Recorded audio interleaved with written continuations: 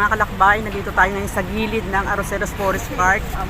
Sa gilid dito ay ang Pasig River at matatanaw dito yung Quezon Bridge. Nandito naman tayo ngayon sa iba't ibang mga historical marker ng Arroceros Forest Park.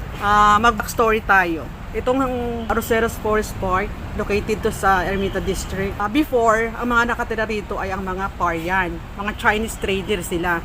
During Spanish period, in the 19th century, it was the Fabrica de Arroceros, a tobacco factory, Compañía de General Tobacco, owned and operated by the Filipina. Ay, isa rito sa mga benefits na pwede natin makuha sa pamamasyal sa Forest Park ay ang clean air, serene and calmness. Mayor Esco Moreno signed Ordinance Number 8607 designating the Arroceros Forest Park as a permanent instead of ordinary city property. Ayan po yung mga nagmi-maintain ng park.